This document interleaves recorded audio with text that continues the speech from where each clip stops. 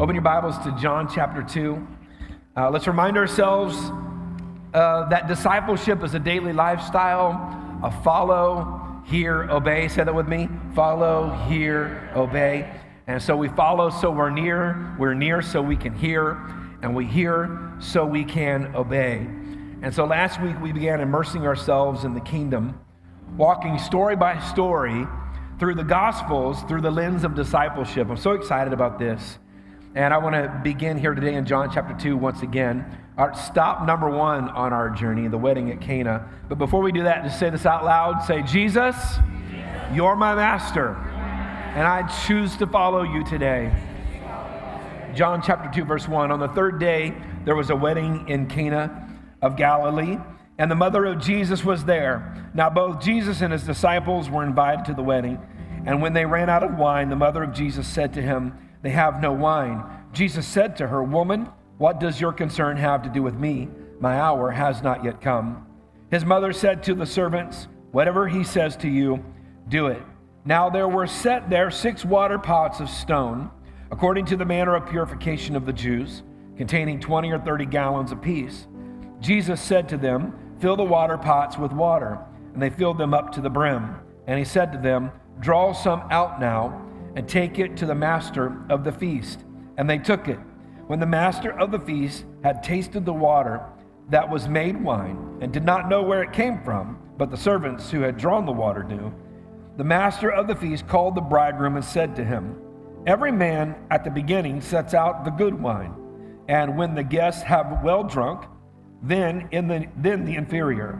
You have kept the good wine until now." This beginning of signs Jesus did in Cana of Galilee, and manifested his glory, and his disciples believed in him. So Father, we thank you for this word. Holy Spirit, I invite you to speak what you want spoken. I'll just simply serve as your mouthpiece today. And I pray that you would help our hearts to receive what you want us to receive. Everybody just say this out loud. My heart is open. My mind is focused. I am alert to hear what the Spirit says to me. So in this phrase from John chapter 2 and verses 3 and 4, last week we talked about this phrase, "Woman, what does your concern have to do with me? My hour has not yet come." We see 4 key principles that become foundational to following Jesus. And as we've positioned ourselves in these stories to be the disciple in the room, we're here to learn how to think like Jesus, how to operate like Jesus, how to operate in the kingdom like Jesus. These 4 key principles that we see here become the foundation of thinking like him. And we see these 4 things. Number 1, mindfulness of mission. Or as we said it last week, assignment, alignment. Number 2 is distinction through differentiation. Number 3 is the discipline of discernment. Number 4 is the law of listening. So last week we talked about the mindfulness of mission. We talked about assignment, alignment. And when Jesus says, "What does your concern have to do with me? My hour has not come." We focused on the words, "my hour." And what Jesus shows us in these 2 words is that we are to take ownership of our assignment. That our assignment is something that belongs to us. The assignment that God has given us belongs to us. And if you're not sure about what your assignment is or what it might be, then it's time to get before God and seek it. Find out what it is, because there is one. Somebody say, there is one. And we have to own that. It becomes ours to own. The second thing that he said then was our. My hour. My is possessive. I own the assignment. Our indicates a specific limited window of time. It also speaks to a designated time, a short period or season, or as the Bible often says, a due time. And so Jesus was not only aware that his assignment was his own, he owned it, but it was also aware he had a brief window to get this thing done. And I think that's something that we have to also see as disciples. It demonstrates to us that we are to maintain a mindfulness of just how brief our opportunity is to perpetuate the kingdom, and how critical it is for us to leverage every possible moment in accomplishing the assignment God has given us. And our mission then, as a result, the mission God gives us, becomes weightier than just the normal, average, everyday concerns that we might face and experience and have to navigate. So we began with my hour last week because it is the driving force behind the first part of the phrase that Jesus says, which we're going to look into today. So, in fact, while the verse here in verse 4 reads this way, "Woman, what does your concern have to do with me? My hour has not come yet." The priority of thought in that sentence actually flows this way: "My hour has not yet come, so what does your concern have to do with me?" Christ's response in the beginning, "What does your concern have to do with me?" is based in the fact that he does not believe yet his hour has come. So the clarity that Jesus had about his mission and assignment caused him to walk in the second key principle, which is number 2 we're going to talk about today. That is the distinction through differentiation. Now, I want to just say up front today that this might feel a little bit heady. Now, I don't mean it to be. I'm not trying to be all intellectual. This is just something that we need to understand because our master demonstrates this key principle that we as disciples must also adopt and integrate into our lives. And so distinction through differentiation. Woman, what does your concern have to do with me?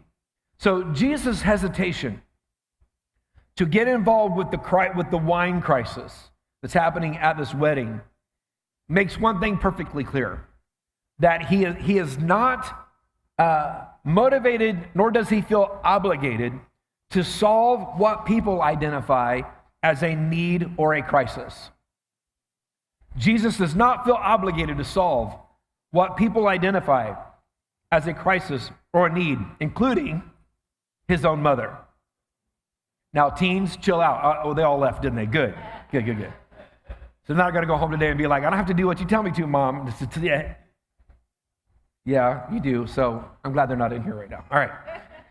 What this is, though, is that Jesus is operating in what we call agency. Somebody say agency. Agency. And agency is a key kingdom principle. Agency is ownership. Agency is the capacity to intentionally determine one's own course. That's agency. The capacity to intentionally determine one's own course. And it includes aspects of free will, but it goes a bit further in that agency is not simply responding to what is ahead or the options. It's taking ownership of that course. Agency takes ownership of that course. So agency doesn't just say yes or no to the choices. It says, this is the way I will go, and I take responsibility for that decision. That's agency. Free will can be a bit passive. Agency is always possessive. Adam operated by free will in the garden. He chose to eat the fruit. He operated by free will. But then he blamed Eve. So he did not employ agency, or he would have taken responsibility for his own actions. But he was operating in free will. So differentiation is a result. It is what happens when one recognizes and operates in their own agency. Now again, I warned you, I'm not trying to be heady or intellectual here. These words matter. Differentiation is simply adding A-T-I-O-N to the word different. Different. Differentiation says, I'm different than you. You're different than me. One way we might say it, and we'll say it again here as we go through this, is I'm not you and you're not me. Tell the person next to you, I'm not you and you're not me. Differentiation. Differentiation grows out of identity. It grows out of identity. It is seeing oneself as a distinct individual with the capacity to determine one's own course. That's differentiation. Differentiation says this: I am secure enough in my identity that I do not surrender my agency, my capacity to intentionally determine my own course to the expectations, pressures, or emotions of others. Now you got to stay with me, all right? Everybody hang in, stay with me. Because it's super critical that we acknowledge that differentiation is not a standalone principle. In other words, it's not the only thing we see Jesus doing in the story at Cana. It is a key principle, but it does not operate in isolation. When we operate differentiation in isolation, that's where we get arrogance. Arrogance, self-importance, self-focus, selfishness, self-absorbance, all the things, those all arise out of differentiation operating in isolation. In other words, it's the only thing we think about. The only thing I think about is me being different than everybody else. And when we do that, we get over into arrogance. Jesus is not doing that. He is employing differentiation, but for a purpose. So let's look at a very important example of differentiation. We're going to look at God himself. Isaiah chapter 55, verse 8. God says this, "For my thoughts are not your thoughts, nor are your ways my ways." Anybody glad that God's thoughts are not the same as the thoughts of the person sitting next to you this morning? God thinks, as he says in his word, on a little bit of a higher level. He says, as the heavens are higher than the earth, so are my ways higher than your ways, and my thoughts higher. Anybody glad that God's thoughts are higher than our own thoughts? And so God's basically saying, I'm not you, and you're not me. Isaiah 46:9 says this, "Remember the former things of old, for I am God, and there is no other. I am God, and there is none like me." What's God saying here? I'm not you, and you're not me. Hosea chapter 11, verse 9. God says, "For I am God, and not man, the Holy One in your midst." Amen. You know, this is one of the reasons that when we get together on a Sunday morning, we should throw our head back and worship with all of our heart. Well, Pastor, I don't like the songs. That's okay. They weren't written for you. Who are we worshiping here? We're worshiping God, and he's not us. Well, I don't like to sing. It's okay. You don't have to be in tune with your voice. Just be in tune with God. Come on, church, help me out. Because when we come into a place and we resist open worship, what we're simply saying is, God, you're not worthy of my praise. I'm greater than you. I'm higher than you.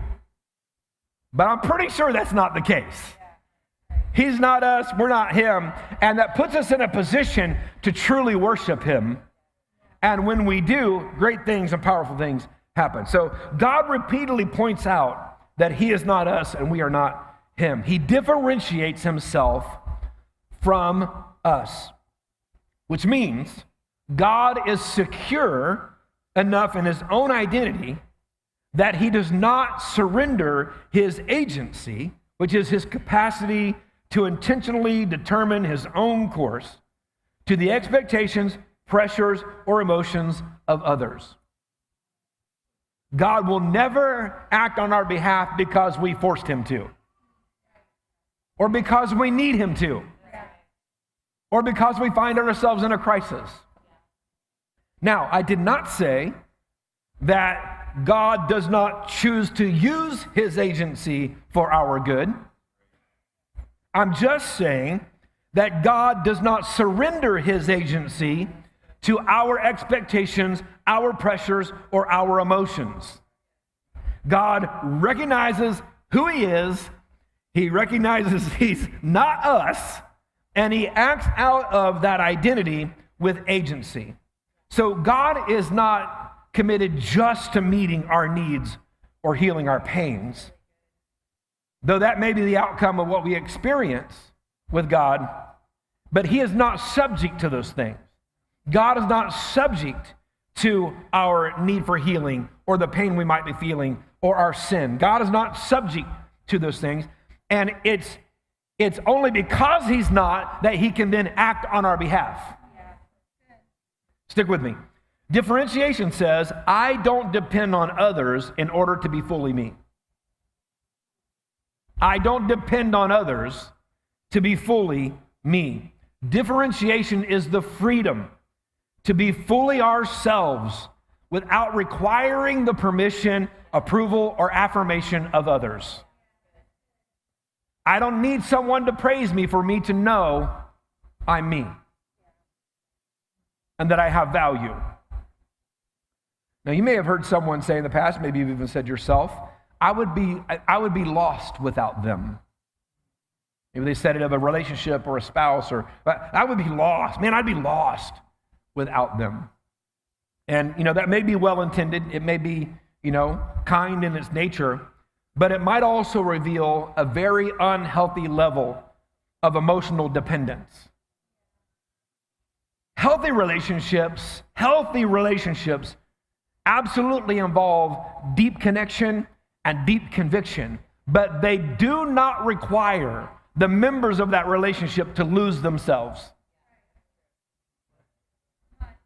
They do not require that the other lose themselves. And here's where it gets just a little bit complicated. You might be thinking, it's already a little complicated. But this is where it gets a bit more complicated, all right? And why I mentioned earlier that differentiation is not a standalone principle. It's not the only thing we're acting in. So lean in with me here on this. When we are not differentiated, we become emotionally entangled. Now, the word we might use here is enmeshed, entangled with the thoughts, opinions, expectations, and affirmations of others. Anybody ever tried to untangle a bad knot? How many of you in the course of untangling that bad knot found yourself frustrated? Angry even? Anybody ever throw away a pair of shoes because you could not untangle the knot in the laces? I'm the only one? Nobody's ever done that? Enmeshment, entanglement. When we are not differentiated, we become entangled with. It becomes messy, very difficult to undo, and often leads to frustration, anger, and might even cause us to throw out the relationship. Over time, we begin to surrender ownership of our agency. So rather than intentionally determining our own course from a place of secure identity, I'm secure in me, I'm secure in who I believe I am, I'm secure in my identity. So rather than taking ownership of our choices and our agency and intentionally determining our own course from a place of secure identity, what we end up doing is our insecurities persuade us to adopt someone else's expectations, to adopt their opinions, and effectively give over authorship of our decisions to them. Now, it's entirely possible, and sometimes it's healthy and even necessary, for us to let someone else choose. Sometimes it's necessary, it might even be wise, to let someone else choose in a situation, so long as we are making that decision with agency. In other words, personal responsibility and ownership. I take ownership of the fact that I'm letting you choose. So it becomes unhealthy, very unhealthy sometimes, in fact, to let someone else choose because we are insecure in ourselves or fear the outcome or we don't want to follow the direction. Now, for example, we let someone else choose because we're looking for approval. We're seeking acceptance. We're trying to keep the peace. We're just trying to make them happy. Has anybody in the room ever made a decision because you were trying to make somebody else happy? Don't lie to me on a Sunday morning in a church. You know you have. I just got to make them happy. Just Trying to make them happy. Trying to keep the peace. The language of an undifferentiated individual, someone who does not know who they are, does not recognize their distinction, does not recognize their own individuality and value, someone who is undifferentiated, that individual is, the language you'll hear often from them is, I have to. I have to. Which often relates to or sounds like, I don't have a choice. So let me kind of make this point a little bit with you with my friend Floyd. Everybody meet Floyd? Everybody say hi to Floyd. Hi, Floyd. Now, Floyd and Gladys have been happily married for 30 years. They're getting along just fine, as far as you know. And one Saturday, Floyd's friends come over and they say, hey, let's go golfing. And Floyd says, I can't go golfing today, guys. I have to clean the garage. And his friends push back and say, bruh, the garage will still be there tomorrow. Come golfing with us. And Floyd says, I don't think you understand. Gladys has been on me about cleaning the garage. And if I want to keep a happy marriage, I got to get it cleaned today. So what's Floyd saying here? Floyd's actually saying, if it were completely up to me, I would drop everything and go golfing with you guys. But Gladys has been on me about this garage thing, and so I really don't have a choice. But that's not true, is it? No, it's not true. Floyd does have a choice. Floyd could go golfing. Some of you will swallow hard when I said that. You're like, Floyd, I would not advise it, right? Floyd could clean the garage. He could ask Gladys, maybe if they could clean it together next weekend. Or he could negotiate a different day. I know the word negotiate is an odd word to use in a marriage, but boy, it's a powerful word and you need to learn to do it.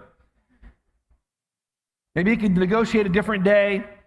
He could even decide to not clean it at all.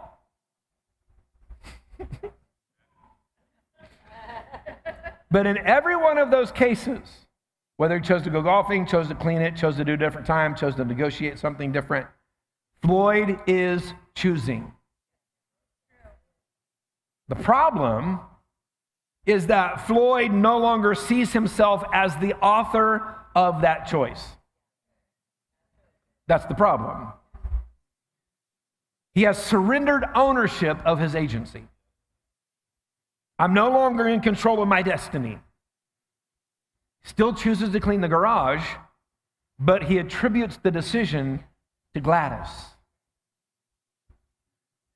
It's exactly what Adam did in the garden. Adam chose to eat the fruit, and then when things went sideways, he said, God, it was this woman you gave me. And he might not have meant to, but in that phrase, he blamed both Eve and God. It was her fault, and you're the one that gave her to me. And this is the problem when we lack differentiation. When we don't take agency for our decisions, everybody else is the issue. Everything else is the issue. It's everybody else's problem. If it hadn't been for that thing in the past, if it hadn't been for that one thing that person said, if I'd have just had this, then, oh, no. Your choices are your choices. And I think we need to help Floyd out. Who will help me help Floyd? Anybody? Because Floyd is saying, it was Gladys's fault. Gladys is the reason I couldn't go play golf. Everybody help me out. Look at your friend Floyd. Pretend like he's right here in front of you. And just say this out loud. Say, Floyd, my brother. Floyd, my brother. That was your choice. You may have just lost a friend, but you will have spoken truth, right? Floyd is the one that made the decision. He still chooses to clean the garage, but he says it was Gladys. Now, why does this matter? It matters because when Floyd feels like he missed a really great day with the guys, and when resentment starts to build because he missed that great day with the guys, and when Floyd starts to feel unappreciated, guess who gets the blame? Gladys. Gladys gets the blame. In Floyd's mind, she authored and therefore owns the decision. She made him clean the garage. Don't act like you've never used those words before. My mom made me make my bed. Come on, anybody ever said, my boss made me come in on Saturday? One of my favorites is, the devil made me do it. Somebody say, made me. But she didn't. Oh, Floyd, my bro, your wife did not make you do that. You chose to do that. You chose to clean the garage.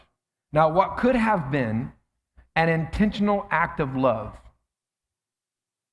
has suddenly, quietly become a fearful act of compliance. The behavior is the same. It's identical. The garage got cleaned.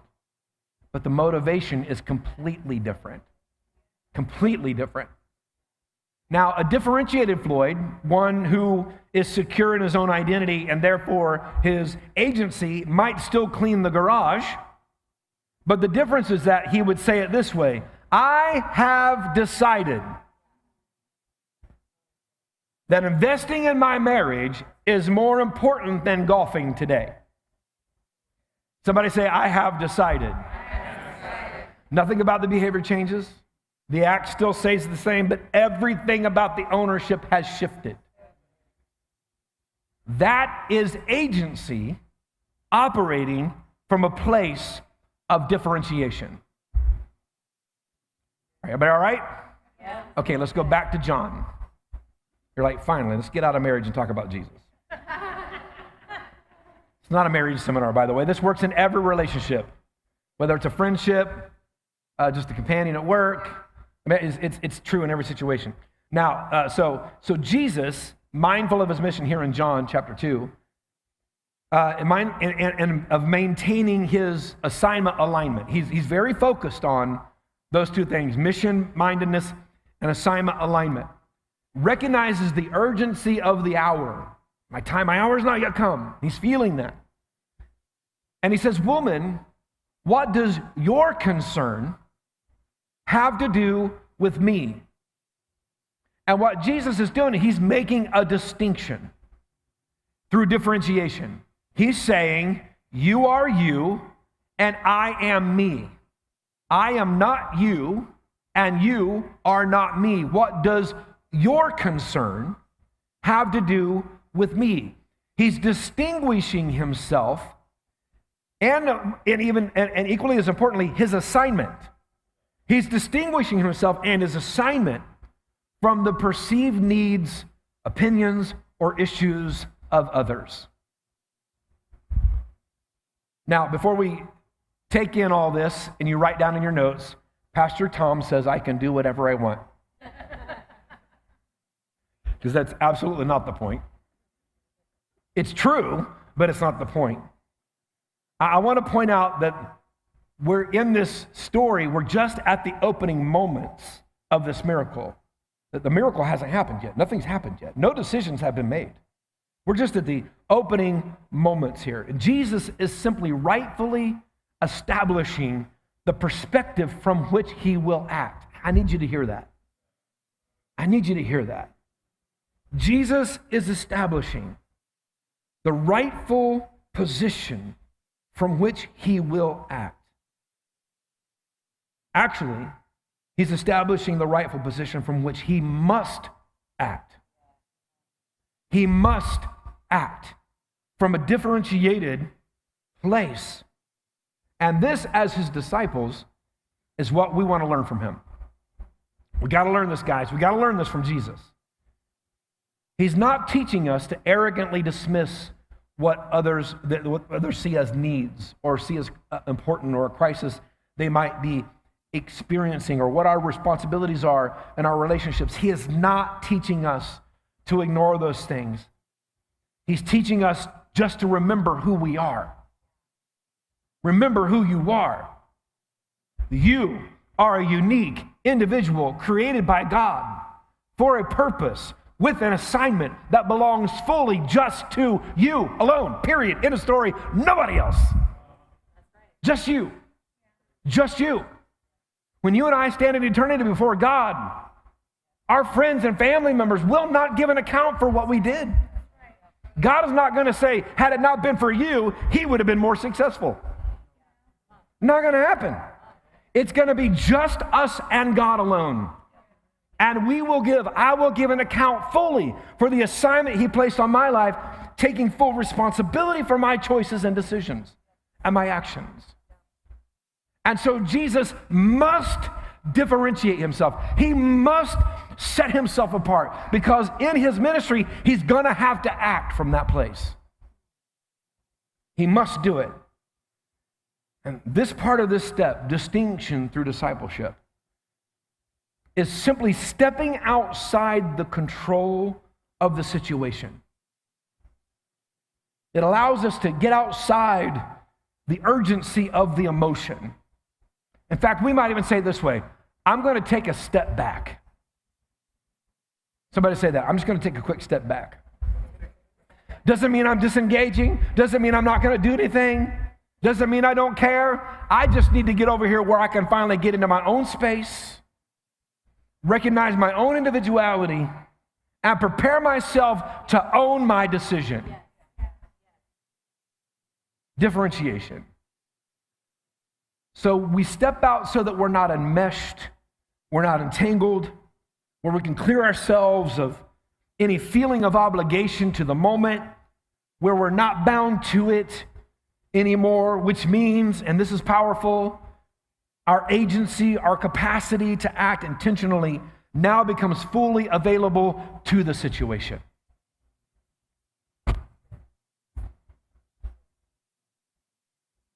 Then we don't engage because we have to. We engage because we choose to. We go from forced to fierce. We go from I have to I want to. And I promise you, when you think about your marriage, that's the kind of marriage that you want. That's the kind of marriage that I want. I want a marriage where the other person in the relationship doesn't do it because they have to, they do it because they want to. They don't love me because they're obligated. They love me because they're passionate about loving me in their own identity, in their own agency. They have said out loud, you are who I want to be with. Do you see this? That is a healthy marriage. An unhealthy marriage is one that says, I'm freaked out. If I don't please you, it's over for me. I've lost myself. I'm lost completely. I don't know who I am anymore. And so I'm no longer fully available to the relationship. I'm no longer fully available to the moment. Differentiation is stepping outside the emotional control of the moment and saying, I'm not you, you're not me. I have the capacity to act on my own agency and determine my own course. And it's born and grows in an environment of personal identity and individuality. The more we know who we are, the more we act with agency and operate in a healthy differentiation. Are everybody tracking with me so far? Yeah. Let's look at Matthew chapter 16, verse 24. Just a few minutes left here. So Matthew 16, 24, Jesus says to his disciples, if anyone desires to come after me, let him deny himself, take up his cross and follow me. So this word deny means to renounce or disregard, and himself means the expression of one's individuality. So, okay, wait. I thought we just spent the last 20 minutes getting outside of everything and finding our individuality. And now you're saying that I have to deny that? Which is it? Do I deny my individuality or do I defend my individuality? What you asking me to do here, right? So Jesus says to follow him, we must deny ourselves. So what does differentiation, what does stepping out and finding our individuality have to do with denying ourselves?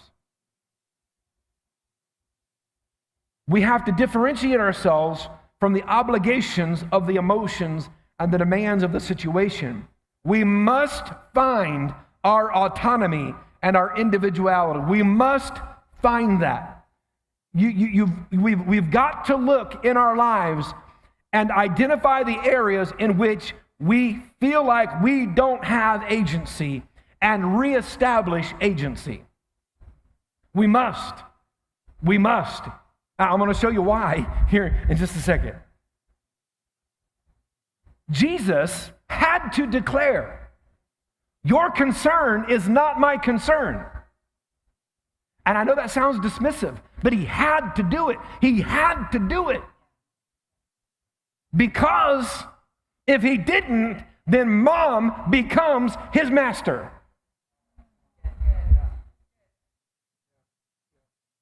Mama calls the shots. And Jesus can't serve God the Father and mama. Let's look at Matthew chapter 6, verse 24. What does Jesus say?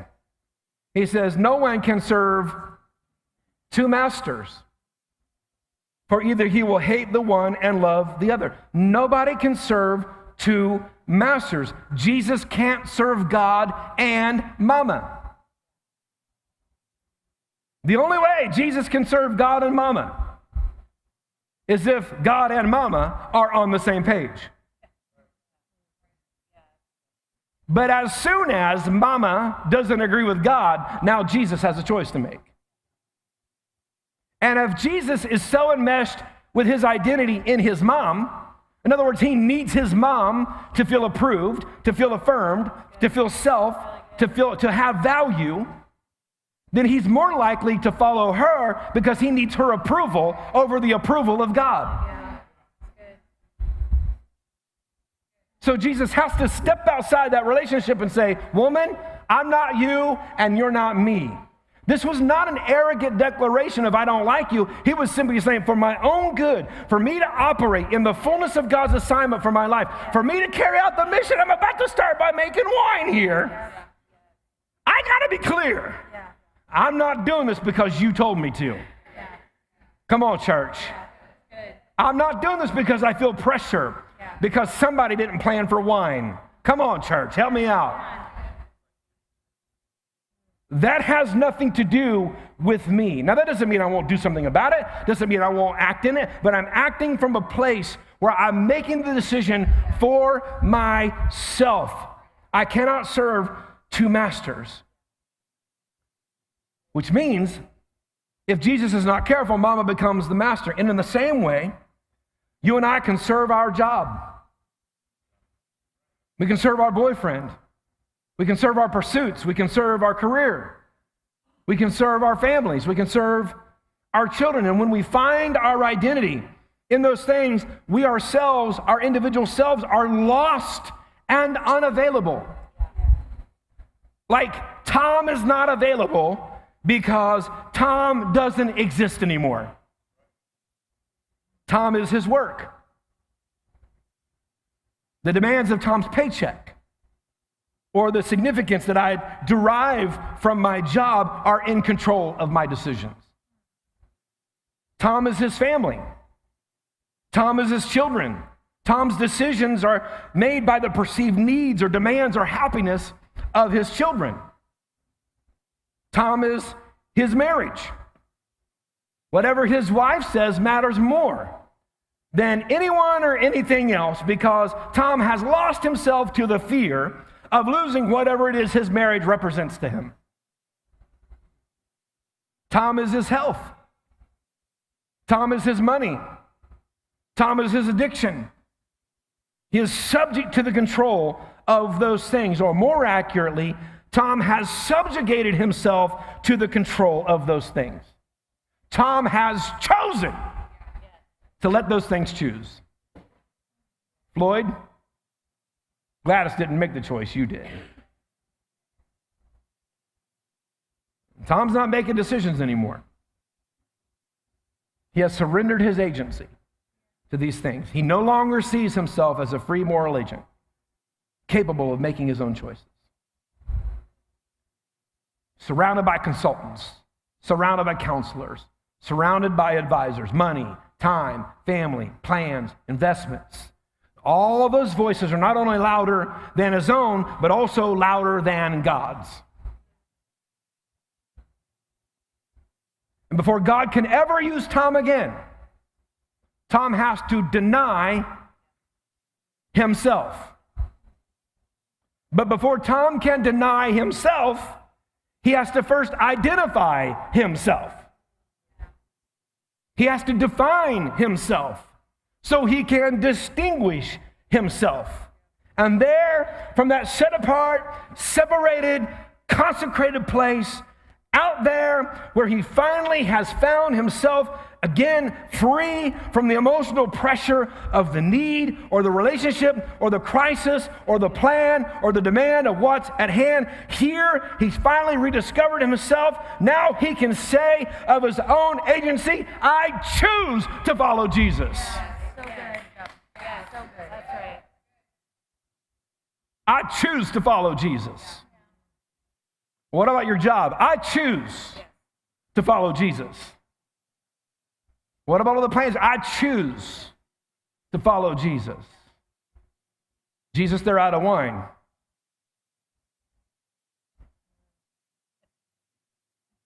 Next time the enemy tries to talk you into care about something, just pause a minute and go, what's that have to do with me? What's that have to do with my assignment? Now you got to keep coming back week after week because nothing's happened yet. They're still out of wine. Yeah. The barrels are still sitting there. Jesus, we're just trying to learn from the master here, right? Yeah. So we know, number one, he's mindful of his mission. He's in assignment alignment, man. He is clear about what God has for him. He spent the time in prayer and fasting. He's come out with a clarity of mission, a clarity of assignment. He knows where he's going, and now he's encountered his very first moment where there might be a miracle that could happen, and he's aware, man, if I do this, the clock starts ticking. My time is close, and I got a lot to get done, so I got to be very clear that what's happening right here has anything to do with me. So, woman, what's your concern have to do with me? I'm stepping outside of the obligation that most might feel because you're my mama. I love you. You're my mama. I love my mama, but I love my God more. Yeah. I don't think you heard what I just said. I know you're my mama, but I love God more. Now that might sound unbiblical, but just keep coming back week after week. And we're going to see these words. Doesn't mean I don't love my mom. But I'm incapable of fully serving my family unless I am fully submitted to God. Because there will be things in my own power as a husband I can't solve. As a father, I can't solve. Things I can't fix, and it gets outside of my ability. And in that moment, I better be in mess with God because I'm going to need his help to get it done. You see, Jesus as a man can't turn that water into wine. He is incapable of turning the water into wine. So he steps outside of the fleshly relationships and realigns himself with the purpose of God. Yes. And you already have the book, you have the story, you know what happens next. But come back and we'll talk about it. Differentiation. I want to encourage you to take some time to get before the Father and ask this question, God, what in my life have I abdicated my agency to?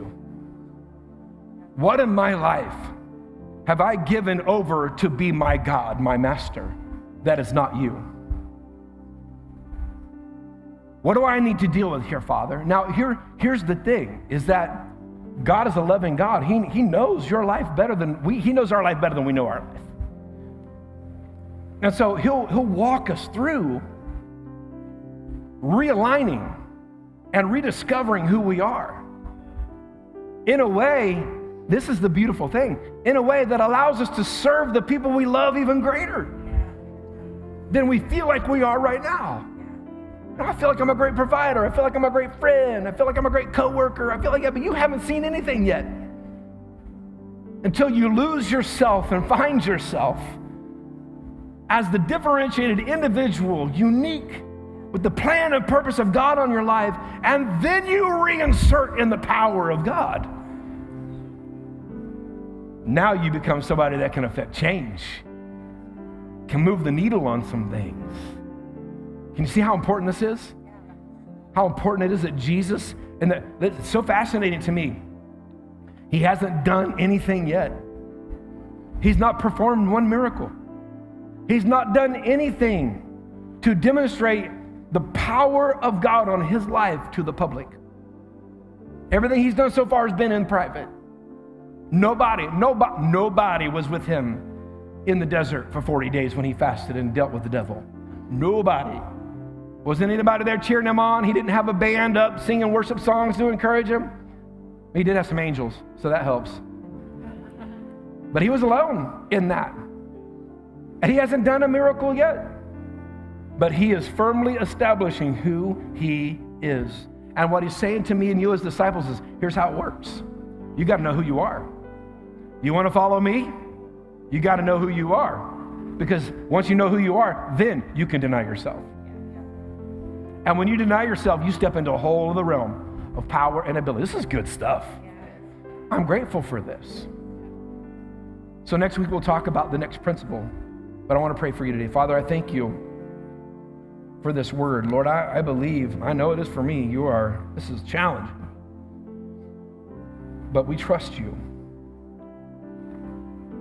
We trust you to help us. And I pray that for my friends here today, Lord, that though we may collectively feel like, whoo, okay, how do I do this? Holy Spirit, you're our helper. So we lean into you for that help.